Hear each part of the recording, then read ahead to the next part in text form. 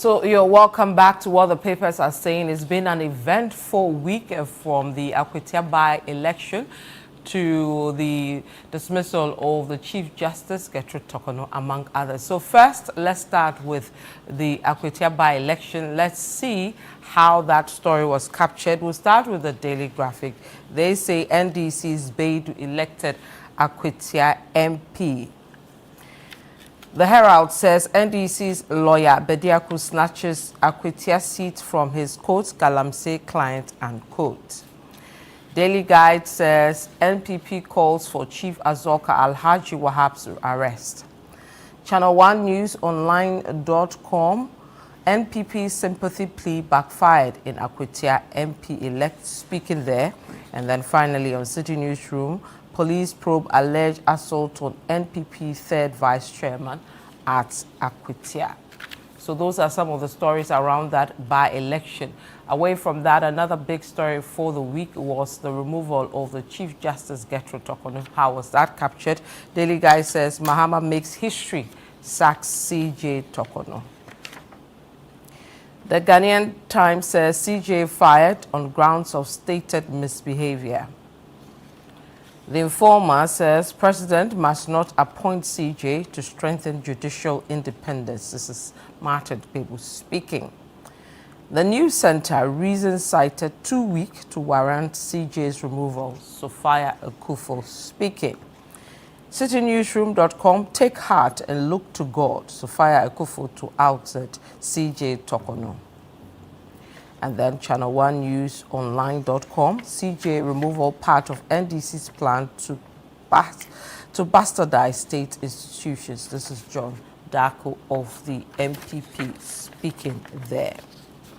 We'll move away from that. We'll go to the Gbinyere conflict, also a very troubling development. So I'll start with Daily Graphic on how they captured that story. They say IGP engages special operations team on Savannah conflict. CityNewsroom.com, Gbinyere clashes over 13,000 Ghanaians flee to Cote d'Ivoire.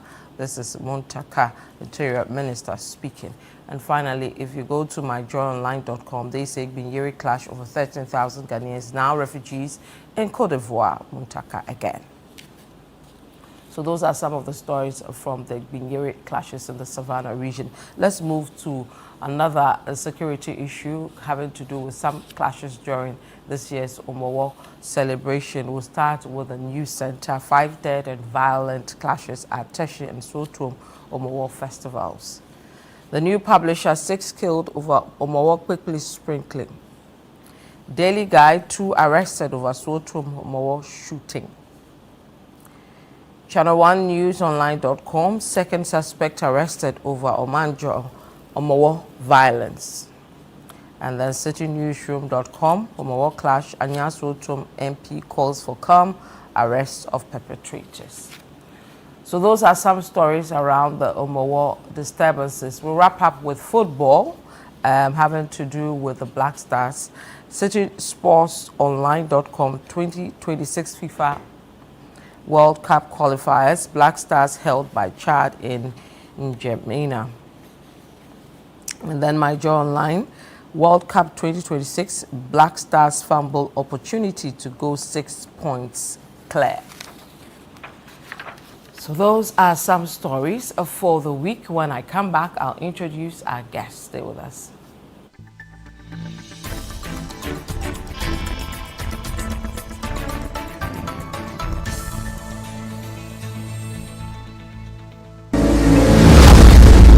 Me pay so dear me jame sister me dad dear me chibia na me amshishimi akuna ida me many tea o some me saka me say me ida so te saka se dia so demo hwe juju so mo bag de ho dia me ba bi free so what hwe bag na ma wo na me hwe wow se me nya kwamfo bia na na mo sori o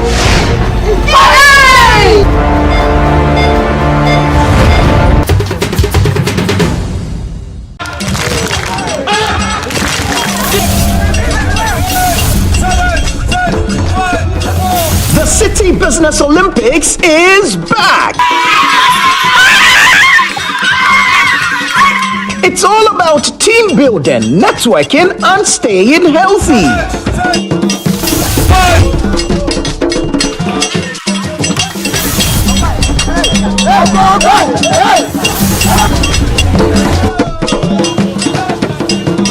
Which game will your company participate in this year? Is it 7-a-side football, volleyball, swimming, basketball, or sack race? Rally your teammates and get ready for action. Date Saturday, September 27, 2025. Time 8 a.m. Venue Eden Heights Sports Complex. Call 0558 973 973 to register your company today. Let's keep fit, grow connections, and enjoy a day full of energy and excitement. It's powered by City FM with support from Channel 1 TV.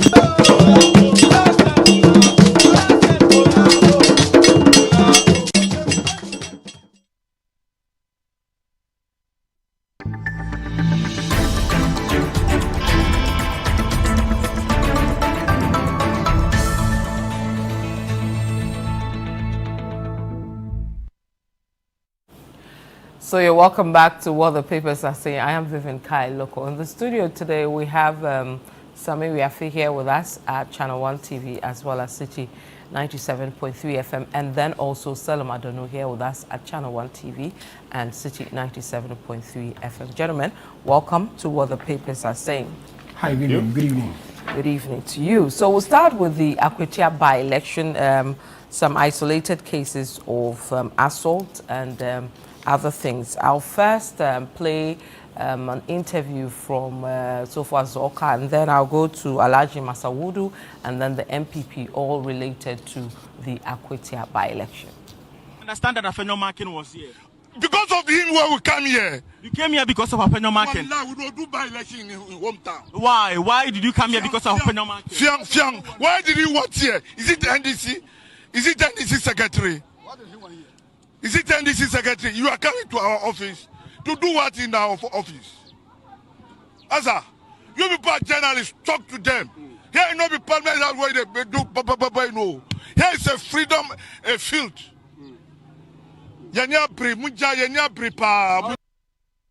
This guy, I was granting an interview, and he comes straight to where I was granting the interview to attack me in the presence of the heavily police and then the security men. This unfortunate incident happened in the presence of police. And I am going to send a caution to Azoka. Azoka, he is not above the law. Azoka made a very, very, very devastated comment. He said it clear that today he will make sure that I have been killed here, myself and Afenyo Markin, the minority leader. That he will make sure that there will be another by-election at Winneba. No matter what, by the end of this election, myself and Afenyo Markin has to be killed. Not to justify his action, I mean, it is condemnable in all terms. But what did you say in that interview that may have provoked the action? I never even uttered a word against him. You know, when he approached me, I was thinking like we are all political parties, we are all nodding. It was a joke. When you heard me speaking at Dagbani, I was saying that, oh, Azoka, you are my brother. So stop what you are doing. I was thinking that maybe it was a joke. I'm telling you, if I knew that what Azoka was doing, it was serious, I would have shown Azoka the side of my nature. I would have let Azoka know that in terms of violence, even though the NDC believe that on listen violence, nobody can beat them. Like I would tell him that my name is also Masaud, and I'm not afraid of Azoka. If Azoka is here thinking he has Azoka boys, I'm also here with my Buga boys. So it is not a matter of pre-fight. If we are here to fight. Then Azoka should come so that they will give us a floor. So that give you a floor for you and Azoka. Me and Azoka, and they give us floor to fight. You see, don't ever think that it is only fighting that will make you popular. Azoka, it is not fighting that will make you popular. If fighting that make people popular, or fighting made you get what you want, like Azuma, Nexim, Bukum, Bonku, and so on and so forth, they wouldn't even need anything in this world again. We want the police, as if they haven't seen it, we have brought it to their attention. Evidence on pen drive has been included with a petition. So if they haven't seen what you guys have dutifully circulated in the media, at least we have provided for them so that they can take full account of what happened and take the necessary step to bring sanity by punishing these individuals, not only for the sake of punishing them, but to create a certain standing deterrent for all who would want to copy such behavior, and that our democracy will not tolerate that, and that is not part of how we want to engage ourselves in a democratic process. So that's the reason we came, and we are very happy, even though we didn't have the opportunity to extensively discuss with the IGP. Was gracious enough to give us a few moments, and then had promised that we can come in and see him. So we are working on appointment to see him later on, if need be, to discuss the petition further.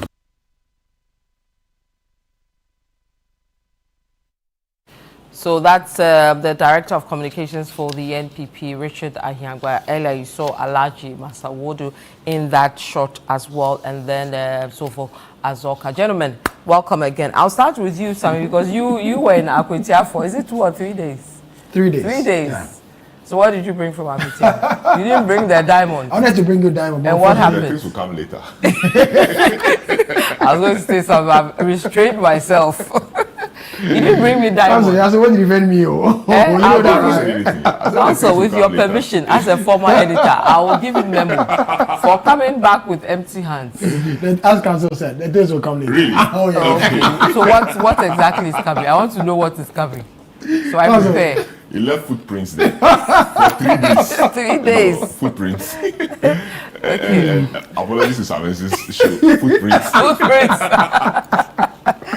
How was Akwatia? Akwatia was good. It was good. It was good. Just to summarize it, it was an experience. Well, this is not the first time I'm covering a by-election, but the experience in Akwatia was a different one. The expectation we had in Accra going there was not, what we experienced. On the back of what has happened in the Ablekuma North constituency, there was a bit of fear among journalists, and including the team who from Channel 1 TV who went to Akwatia. There was a fear that there may be a repetition of what happened in Ablekuma North constituency repeating itself in Akwatia, even though the IGP had assured and sent over 5,500 police officers to ensure peace, law and order, as well as valid free election. People still harbored a bit of fear. And coming on the back of the various rhetorics by the two political parties, the tensions were high, and everyone going there was hoping or expecting, something like that to happen. But unfortunately, we all left disappointed, and we thank God that the anticipation and the expectation, a lot of people went in there, did not happen. And I am saying, and I use this platform to say kudos to the Ghana Police Service. Vivian, they did 5, a good job. They did a good job. 5,000. I visited a number of polling stations within a country. At least you will not find less than 20 police officers at there. A police station. At a police 119 times 20. Yeah. Some armed, some unarmed, some in uniform, some in plain clothes uniform. So journalists will be doing their clothes, standing by, thinking the and as if they're also recording, not knowing they are from the CID. And so it was a mixture of everything to ensure that they pick every intelligence on the ground, and to ensure that we don't have the violent incident that we record in every by-election or every election, repeat itself in Akwatia. So all in all, it was a good one.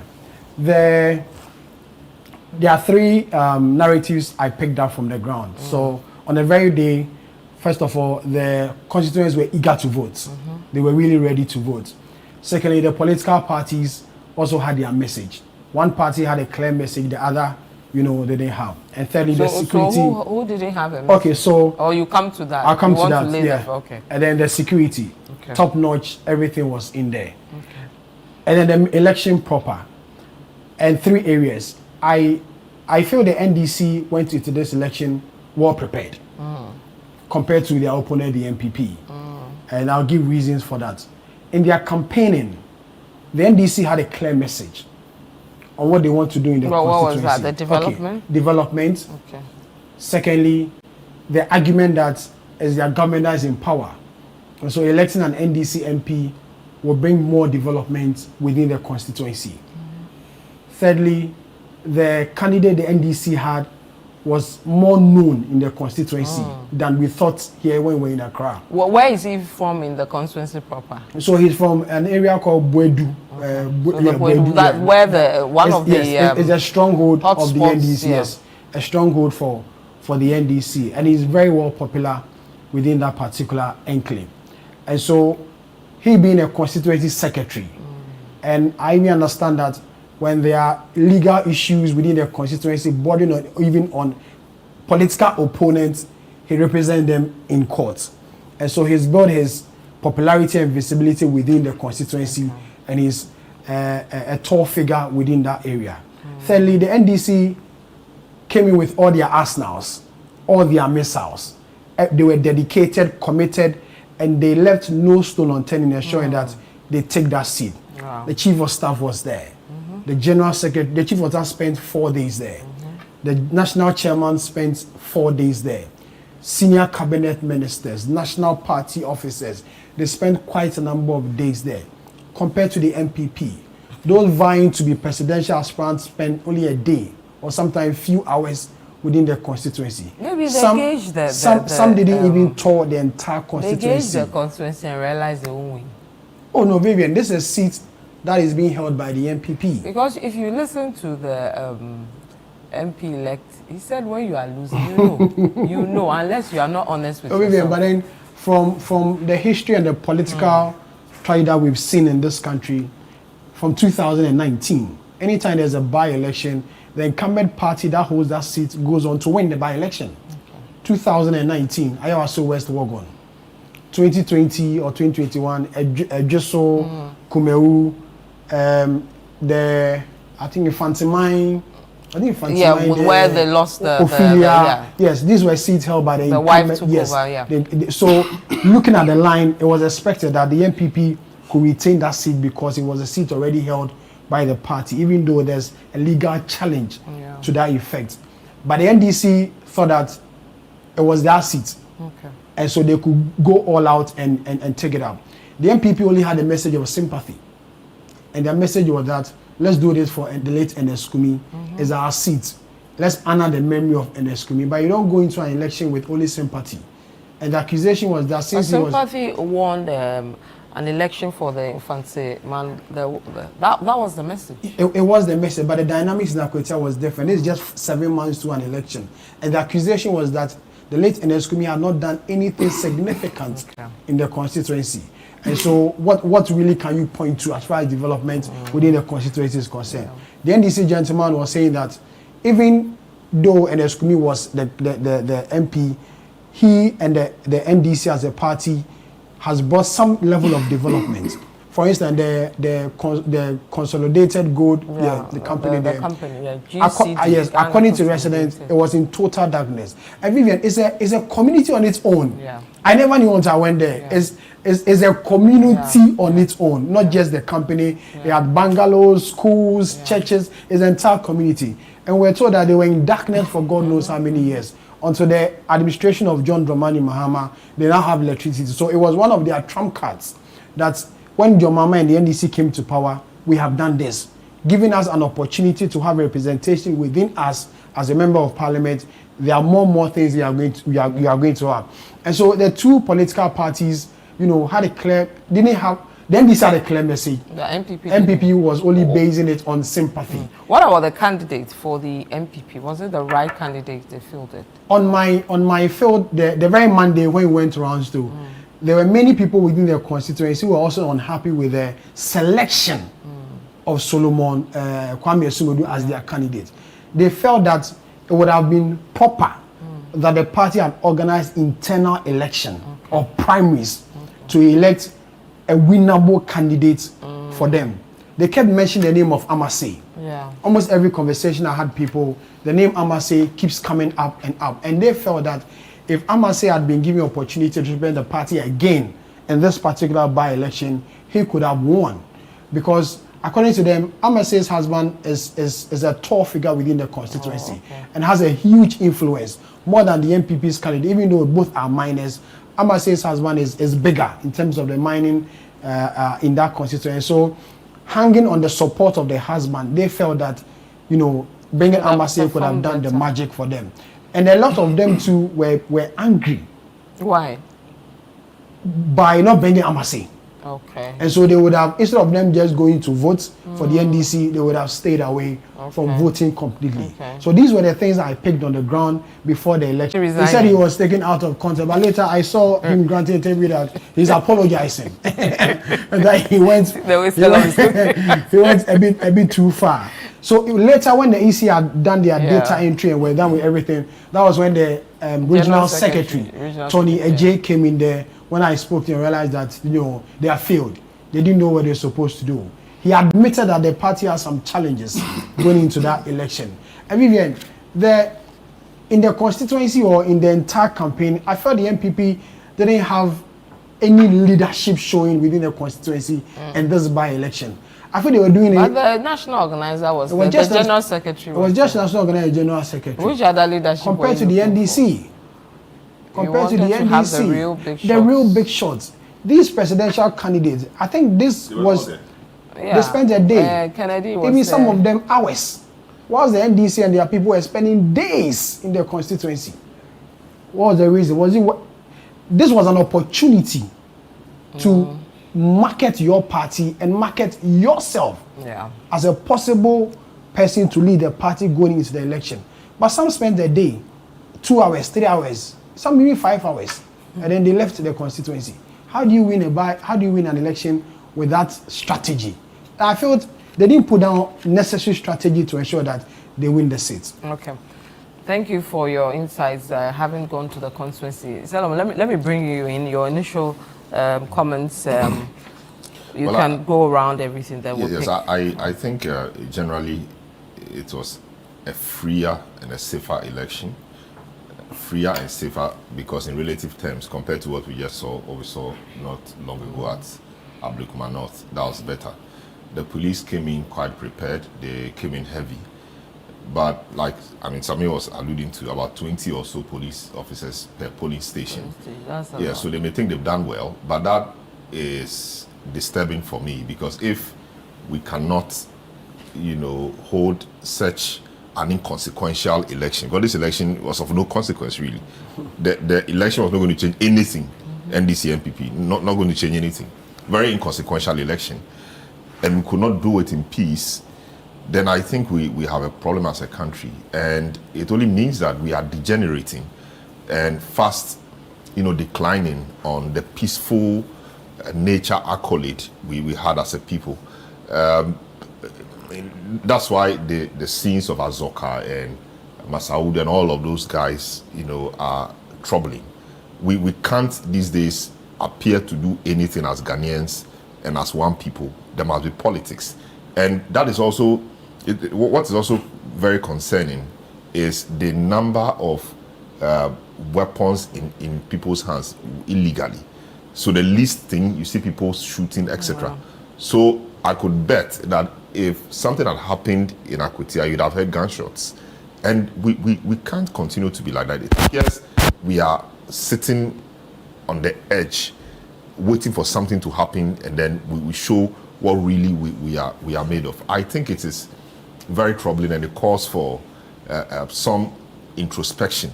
It is politics that has brought us here, and I don't think that we have to be happy. 20 police officers at polling stations, about 5,500 of them deployed in just an election of 119 or so polling stations. That is troubling. I mean, very, very troubling. And so the police, yeah, they've done well, but they need to think beyond the so-called success or the seeming success of this particular election. As far as, violence is concerned, they need to think beyond this and think about the country generally.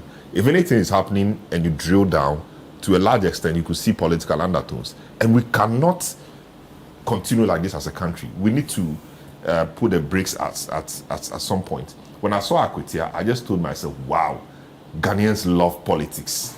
Around 6:30, 7 o'clock, watching Ghanaians love politics. and yes, I wish the same, or even a fraction of the effort and dedication we devote to playing politics is devoted to real hardcore national development. We wouldn't have been here. We love politics, and the political parties are so good at mobilizing. They will organize. They will ensure they do everything. If you have to put a fraction of that in national development, I think Ghana would have been a better place, not what we are seeing. When it comes to politics, party allegiance, etc., we are the best. But the question is, to what end? We've done all of this, but it doesn't appear to be taking us anywhere. We need to get down to the real issues of national development. The election, I thought the MPP had no strategy at all in this election. So you knew from day one they were going to lose? Yes, I was not hopeful that they were going to win because they didn't appear to have any strategy. There's a thing about internal party competition. It changes the base. It does all of that. They didn't get that. And they were counting on sympathy votes. I don't know how popular Eneskumi was in the constituency because he had issues in the constituency, I think, with Amasi, etc. So I don't know how well grounded he was in the constituency. Has he been buried yet? No. And from reports I read, etc., they based the whole election on his death. Instead of campaigning, they were singing dirges to whip up emotions, etc. I don't think you win an election necessarily like that. I mean, unless the person is very, very popular. Contrasting that with the Fantiman West, Fantiman matter, the manner in which he was killed, was very sad. Was sad. The manner in which he was killed was sad, and they had seen a bit of him. So it was quite easy for the wife to make the case, and perhaps MPP had, a strategy going into the major election and all of that. But for this particular election, I think the MPP has to sit up. It's like others have said, they've not recovered from the defeat of 2024, and they are taking too long a time to recover. All of these, inspired by their own internal wranglings and how they decided this time to run their flag bearer race, etc. There are people who are not happy, in the party. And they have to sit up, get back to the drawing board, and do something really radical. Like Samuel was saying, you are in opposition. You are freer. You have more time on your hands than the governing party. Of course, the governing party may have a lot of resources, but you just left office 8 months ago. You can't tell me you don't have resources. You just left office 8 months ago. And in Ghana, being in office means you have resources. But you just left office not so long ago. And so you cannot say you don't have resources. I don't think it was a resource problem. It was simply a lack of, convening competence. There was really nobody to convene them. There was really no single voice to listen to. The NDC just had one message. Chief of Staff said, the president said, I should tell you that I want to work with this man in my government, whatever that means. Whatever that means. And I was listening to an analysis somewhere. The person used a proverb in Twitter, or this year need or something like that. He is the man. His father is the one alive, so he is the one. You are praised when your dad is alive. Very good. So his father is Mahama. So he is the man. So the father is saying that I want to work with him. It's a very simple message. My prince. Yeah, I want to work with him. He's not saying he will not develop the place, but he's this one he wants to work with. And in the end, it's development you want. The roads, you need the schools, like the electricity power thing he's talking about. And they have something to show. I was thinking they did the electricity thing because of the election, but because, based on what Sami is saying, It was something they did before, which then was a very credible message. I think it was the place, the coalition center that they did It was during the the place, time for the by-election. in the last election, 2024, they had to put on generator Okay. to man the place. But this time it was normal electricity. Okay. Yeah. So that's a credible message. It's not as if because the by-election was coming, you quickly went to work on the power situation at the GCD and all of that. But we saw them do roads, trying to do roads. Yes, they will do a lot of that, or they will do some bit of that, which has become very usual with our politics. But it's unfortunate. But if that's what will bring the votes, they will do it because they will say they are also part of Ghana. Did I hear the candidate, the NDC MP elect, say that the chiefs actually went to lobby for it? And yes, the lobby for it after the MP died. The timing of it, we could look at it, but it's become something people do. But what I'm saying is that the NDC has some footprints. The MPP could have pointed to one or two things to say, when we were in power, this was what we did for you, so vote for us again. But that would have even been problematic because yes, you were in power and you did so, but they didn't even point to anything like that. Now you're not even in power, so if you voted the new guy, what was he going to do? I think one other troubling thing I saw was how the young people were ready to be influenced to vote. It was quite not a good disturbing thing, very disturbing. They were waiting. I'm waiting for somebody. Oh, I'll go and vote. What are you waiting for? No, I'm just seeing something. It's not Akwatia, yes, by election, it's troubling, and we have to get back to the drawing board as a country. Right. Money is influencing too much with our politics, and I don't think it's a good thing. Okay, I think we should go into the security part, but with the two gentlemen involved, Azoka and Masawudu. The MPP has petitioned the IGP over the matter. They've mentioned, I believe, 3 names. They believe the police should pick Azoka himself, one, I've forgotten the gentleman, but 3 people. I'll pull out that. Good enough to change anything. I mean, if you look at the video, the lead up to that fight, it appeared that Masawudu didn't get that the thing was deteriorating until he received a slap. So this particular incident happened in Akwatia town proper. So Masawudu, was going around with the Nasara coordinator, doing their monitoring, because when we're in Buedia, they also came there to come and monitor the arrest. So the information I picked up was that when he met Chairman Azoka, apparently they've known each other way back in Tamale. They grew up together. I'm reliably informed. And so when they met each other, it was like, oh, I've seen my brother, so let's talk. But it looks like the handshake extended to something else. As they always say, when the handshake goes above the arm, it's no more handshake.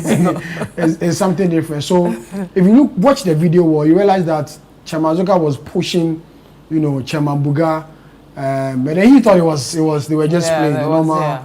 Because men will always be boys, so that was what, even when he pushed his face and lip away, he still thought, until he held his neck or his shirt on the neck and realized that it's on the screen now. And realized that no, it's no more a joke, it's rather something serious. And when Chamabuga was, trying to take position, someone from the back came in to land a heavy slap on him. And I feel the police should investigate this. The MPP has presented enough evidence to them, and let's see how it goes. At least the police have made us understand that they won't tolerate electoral violence, as we saw in the Ablekuma, not convicting some 8 individuals for this. Let's see how this particular investigation will also go. And I think that the police intervened because you see the police, and I think he delayed because just like Alhaji Masawudu, he thought it was a friendly, so he also and then separated the two of them. Salom. I think exactly the point I was making. I mean, how will 2 brothers or 2 people who knew themselves for a long time be involved in this kind of thing just because of politics? And I think it's unfortunate, and I think all eyes will be on the police. It's a real test for the police because Azoka is no small fish, and I'm really interested in seeing how the police will go around this. Indeed, in the last few days or weeks, they have shown that they will not tolerate any such thing by, going through to the end with the Abdulkumanov case, So I want to see what the police will do, but the laws are clear, let the police investigate. Let's see what they come to, and let the law take its course. We cannot continue to be like this. This was a no contest, really. This election was inconsequential. Why should we be engaged in things like this? If it was really a consequential election, then what would we have done? And even we were doing so in the full glare of the police. There was a policeman there trying to now separate them. That is improper. It's improper, and we condemn it in all certain terms. It shouldn't happen. We are one people, and we shouldn't allow ourselves to be so divided by politics. But what I'm seeing now, which is troubling, like you're saying, the full glare of the police, Abdulkumanov and then Akwatia, I don't want to go so back, is the confidence in attacking each other, even with the police standing there and not caring or being afraid that you'll be picked up, among the politicians. Yeah. I'm beginning to observe something. The politicians do not respect or fear the police. Yes. That's what I've seen over the years. Yeah. And we even saw it at the Abdulkumanov before the counting of the recounts. It was so bad. I over the years that's what I've realized, that the politicians do not fear or respect the police, and that is what is growing this incident day in, day out. Because if they had any respect or fear for them, you won't do certain things in the presence of the police. Ordinary civilians may hide to do certain things from the police, but the politicians will not. And this is not the first time. We've seen several of them happening, and in the full glare of the police, and sometimes the police are unable to act. Is it that they also fear the politicians? No, it looks like they're afraid of them. I don't know. The police, so the police have an image redemption to do. They need to redeem themselves. If they are in the pocket of the politicians, that's what it is. So if you are in my pocket, I don't fear you. You are just there. You are there as a symbol. I don't care. I do what I want to do. And you can't, as they say, you can't do focal. And indeed, they won't do focal. They have an image redemption, exercise to undertake. If they do it, like you've seen Abdulkumanov, if these guys are held to account, another one happens, people are held to account, then they'll begin to redeem themselves and will begin to restore their name, that if police is here or police will catch you and that kind of thing. We don't have to get to a place where we don't care about the police. They themselves sometimes don't have confidence because they fear to do their work. That coupled with how they were recruited, a lot of political interference, etc. Like we heard Afenyo Makin say to the late Omani Boama at the vetting, that it doesn't mean that because I'm grilling you when it comes to giving me my protocol, you will not give me. And he was defending it openly that you will all do it, so you will give me. So that is what it is. So a lot of them are not even in the service on merit. A lot of them are not in the service on merit. They went there through politics. So if it's your political party or your person that is in the wrong, you will find a way of shielding him. They are politicians, not just police people. They are politicians and children of politicians who are there, and they have allegiances to their various political parties, not Ghana. So the uniform, they are just wearing it. And for a lot of them, they are in the police not because they love Ghana, they want to contribute to the security of Ghana. It's because there are no jobs, and it's a source of income. It's a source of income, and it's a secure job to do. So they go in there. Look at the number of people who turned up a few years ago at the Awak Stadium to be recruited into the immigration, etc., etc., etc. It's not because they all love Ghana and they want to contribute to Ghana through the security agencies. No, if there were jobs, they will not go there. Okay, and a lot of them paid a lot of money, so they are either connected to politicians or they are paying huge sums of money to earn their call. And if you do all of that, by the time you get in there, I mean, you really have to be a superman to be patriotic. You will be corrupt. You have to recoup your money, or you have to hold allegiance to your paymasters, and it cannot continue like that. It's terrible. Right. This is what the papers are saying. I'm Vivian Lokko here with Selim Adono as well as Sami Wiafe. When we come back, we'll look at the removal of the Chief Justice. Get your talk on the stay with us. We'll be right back.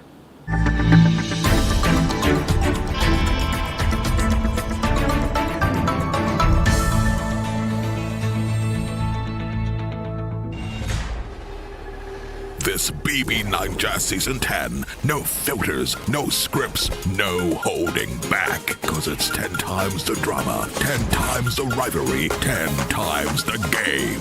This is certified. No zero, no minus. Big Brother Naija Season 10 on Showmax.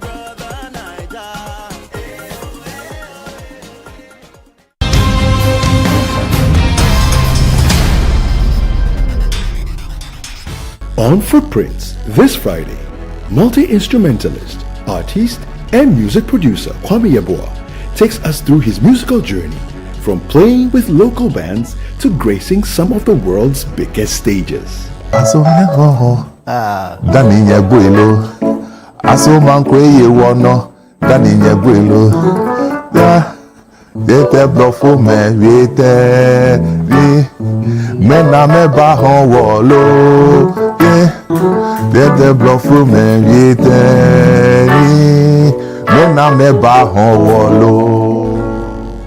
your musical journey started with which instrument? The cowbell. The cowbell? Yeah. You know the cowbell that you play? Yeah, is it what we did, the kumkum? The kumkum, the tuntun sansan. Tuntun sansan? Yeah. That's what you used to do? Because Kojo Akwatia, the keyboard player, legendary, may his soul rest in peace, who was Akwatia's father. Yeah. He had released his music, and I was his keyboard player. Oh wow! So you started with Tego Sisters? Yes, we started and the Megastar. And the Megastar. Yeah. Which did you record with them? I did. Yeah, I produced the album with Anka Matiti. Are you serious? Yes.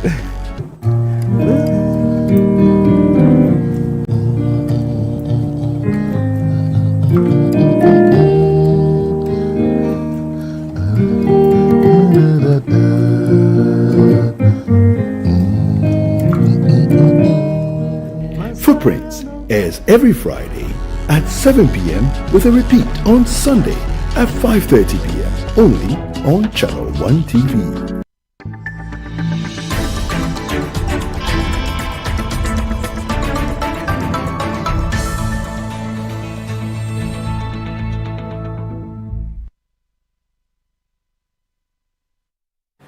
Welcome back to What the Papers Are Saying. I'm Vivian Lokko here with Selim Adonu as well as Sami Wiafi. We'll move to the removal of the Chief Justice. I'll start with you because you are in the fraternity.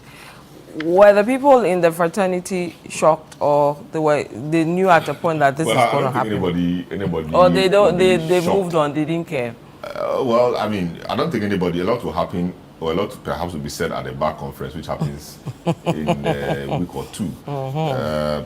But I don't think anybody in the sector was surprised, or anybody ever thought that the Chief Justice was going to be quote unquote cleared.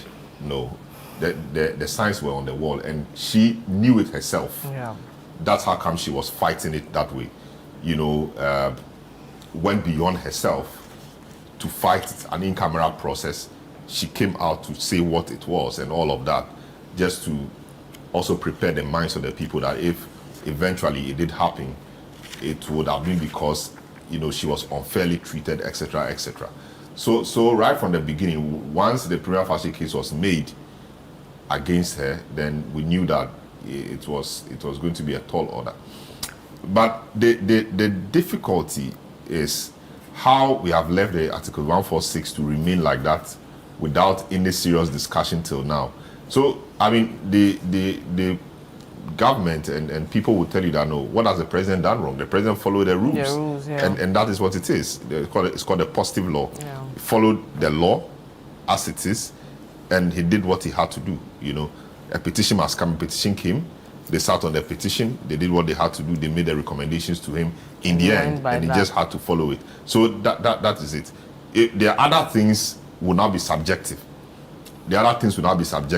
Whether she was treated fairly or not, these things are often subjective. Yeah. Even though I would have thought that the removal of a Chief Justice should have been more difficult than we have seen. Yeah. And I think one of the things the Constitution Review Commission will have to do is to consider how to tighten that so that tomorrow people will not think that, okay, I can just by a stroke of a pen on a paper in the name of a petition remove the Chief Justice. Yeah. We saw it happen to to Charlotte Osei.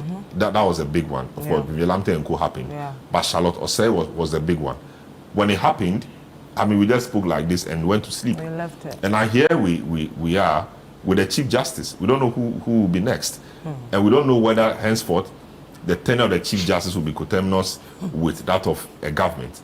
We can't continue to do that. And if you are a judge, you should be worried because anybody could do anything. And so the argument that it compromises their independence could have some merit because, you know, if we have something we call timorous souls and bold spirits. If you are a bold spirit, sometimes you come against the establishment, but you are doing your work, but you come against the establishment, like the thing we saw about Azoka and Masaudu. It will take a bold judge, even a bold police officer, to process the matter to court. It will take a bold judge to also convict him in a way that will be satisfactory to a lot of people. And so if you are a judge and you have that decision to make, you're a human being as well. You have family. Beyond Ghana, you know, patriotism, etc. You have a family. Maybe your family is young. You have your career to deal with, etc., etc., etc. So does it mean that, okay, if you lower the bar in one instance and have your freedom and things, it means you've done something that is gravely wrong? You know, they have discretion. So they can play within the band of their discretion. But that will not be serving the justice as ordinarily you would have wanted to do it. That is why it's important for the judiciary to be kept independent and well protected. But again, you can't blame anybody for this because the law was followed. The law was followed. And that's why nobody can point to any breach that has occurred. But one thing is quite strange. When things like this happen, people the person works with jump to her defense. But we didn't see anything like this.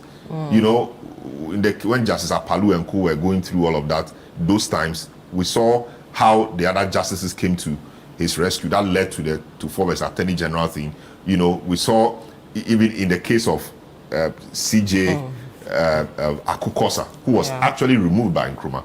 We saw some disquiet on the bench. There were demonstrations, etc.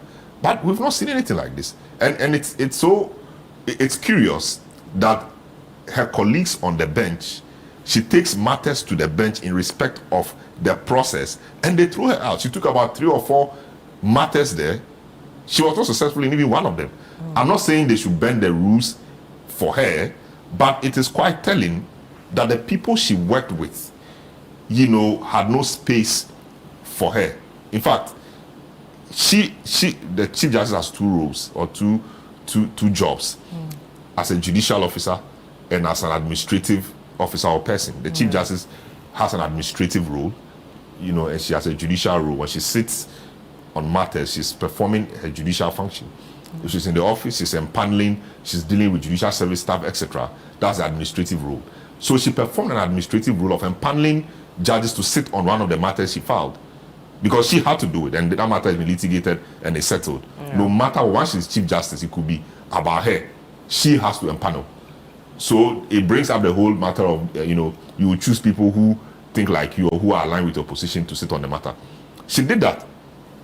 Justice Asiedu and Coach, they were empaneled to sit on the case. The day they were to sit, Justice Asiedu didn't turn up.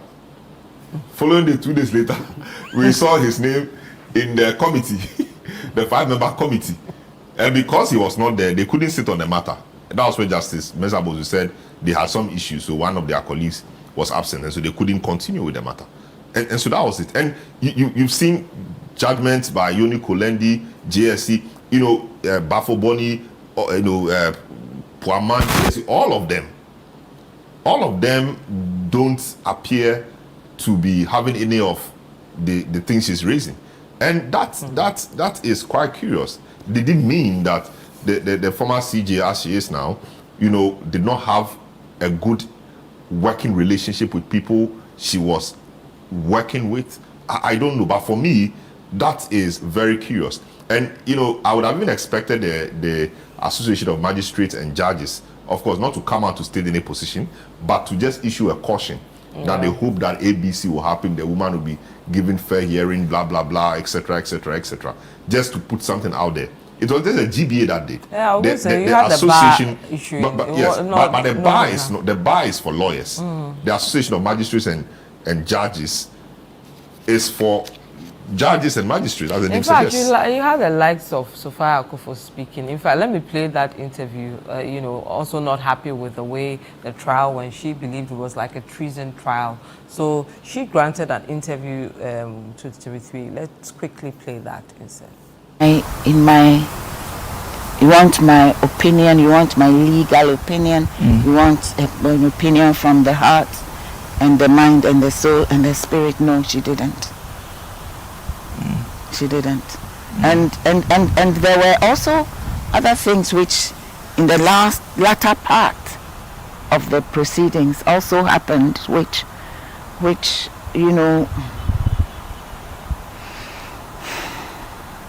I don't even know how to put it, but they were very unbecoming. One, a process that is supposed to be purely in camera, and that expression in camera has been defined by the Supreme Court, and that definition still remains, right? That from the complaint all the way till the president speaks at the end of the matter. It's all what? It's all to be treated as part of the same thing. It comes under the same cover of in camera, and therefore is supposed to be confidential. So you can imagine the umbrage that I felt to receive on social media some social media thing somebody had sent to me, where the fact of which I am not in the least bit ashamed, and if I had to do the same again, I will. The fact that I had gone to give evidence before the committee was on social media. How did that get there? And it was not only myself. So and so and so and so and so and so and so and so. I'm not going to repeat that. I won't use the word that came on my lips. I'm not going to repeat that unbecomingness by even mentioning the names that were mentioned. Isn't somebody entitled to have witnesses on their behalf? And then to come to think of it, then I thought, yeah, but we don't even know who gave evidence on behalf of the petitioner. So why is it that those who gave evidence for on behalf of the respondent, why should we be thrown to the rabid dogs? Because there has to be some not very noble motivation for that. And when it says that they from quote and unquote sources close to the committee, oh really, that is so sad and it's so pathetic.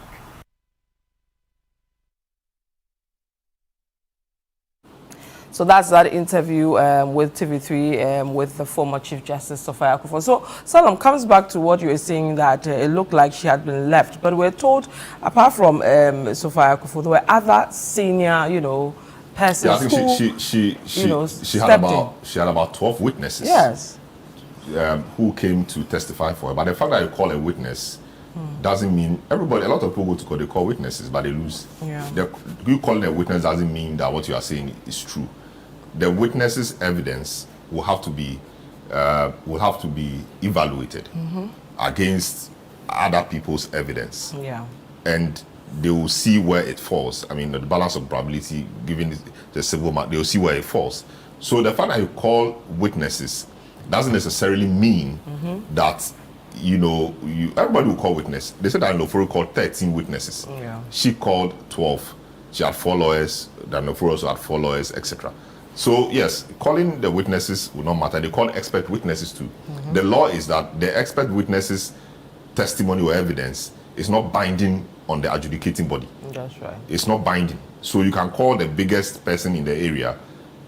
I mean, it's not binding. The judge will decide what to, because I can go and call an expert or arrange with the expert to come and say something. If what the expert will say will be binding, then it will not be fair. But the likes of the magistrates and those others who are still in the system, they wouldn't want to, because they may lose their opportunities and promotions. No, you see, when you are speaking on behalf of an association, you know, generally, and you don't have, there's a way you do it. Yeah. People know they are speaking on behalf of an association. That's why people form unions and people form associations, pressure groups, etc. Because look at, for example, the Chamber of Telecommunications, MTN or AT or they can't come out and be saying some of those things, because some of those things are against the government. They do so through an association. So when, until recently, Kanasigbe is talking, you can't go and hold MTN or hold Telecel or hold AT. They are articulating the concerns of the members. So that's what associations do. When GBA is talking, you know that GBA is speaking on behalf of a group of lawyers or a group of people. That is the same thing for the association. So you have to speak. I'm not saying carry a microphone and be screaming beyond what you have to do. That will begin pointing fingers at you. But it will be placed on record that when it happened, you said ABC. We didn't hear the Association of Magistrates and Judges say anything, which was curious. You're afraid. What afraid of what? Issue a statement. I mean, it's strange, and I think that we have to. Of course, the process was painful, perhaps, and the emotions and everything. And for me, the difficult part is that she loses everything she's worked for, and that's the most painful part. She loses everything she's worked for as a judge for the past 21 years. Can that part be changed? No, but that's the change how. Because there was the too point. Sad. Yes, but again, the question is, what's the point then? So you go and sit at home and you still have your benefits, because one of the benefits is that you retire on your salary and benefits. So you go and sit at home doing nothing and you'll be enjoying the benefits. So it is meant to be a punishment. Let's say, for example, a chief justice or a justice of the superior court, like what we saw in the Anas case. They took money, they perverted justice, they were corrupt. You let him go and sit at home and still have his benefits. The idea is to make it punitive. In this case, we are feeling enough punishment and punitive, because we feel that, okay, the issues are not grave, or the issues are not big enough. I mean, that there's that conversation. For her to lose everything and be dismissed. But it may be a simple matter, or it may be grave or not. But the concern is that the issue is, was she in the right? Once she was not in the right and the answer is negative, then that is what it is. She has to suffer for everything. Okay. It's unfortunate. Let me bring I'll tell you something, but let me just... We've had a conversation on this matter, but for me, I feel we've not been fair to Madam Justice Tokonu. We haven't been. Even though the right processes were used per the Constitution, I feel she's not been treated well. And to have, the head of another state organ or state, arm remove the head of another one, it's... I don't know how to describe it, but then we should be careful. Yeah. We should be careful at this country. And this is about time we get some protection for people who hold some of these offices. Because look at the reason given for a removal. Because of some expenses. And a directive that was given in 2019. And how money is supposed to be spent. Yeah. And that is what is used to remove it. Okay. Then anybody can just write anything. And then there were 3 grounds. Oh, but the one they used most was the one from the Mr. Fori man about the expenses. No, I mean 3 grounds. Mr. Fori's petition was used, but there were 3 grounds. One is what you're talking about. There was one about a certain Mr. Beatty, and there was one the transfer. The transfer bit, and they said that was misconduct or stated misbehavior.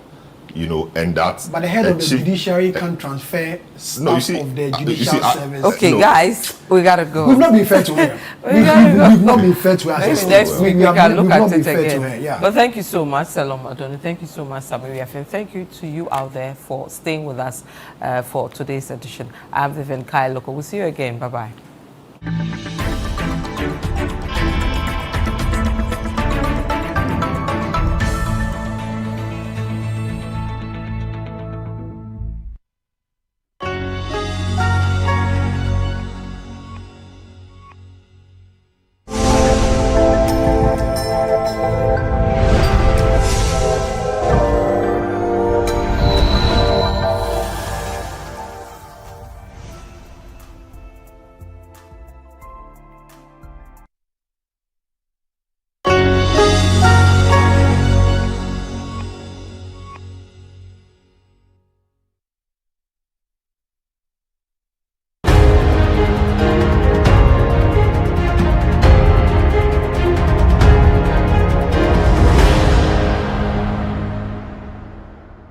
Hello, lovely people. This is Lifeline, and I'm your host, Fred Crunchy Mensah. It is always exciting when we connect on this platform.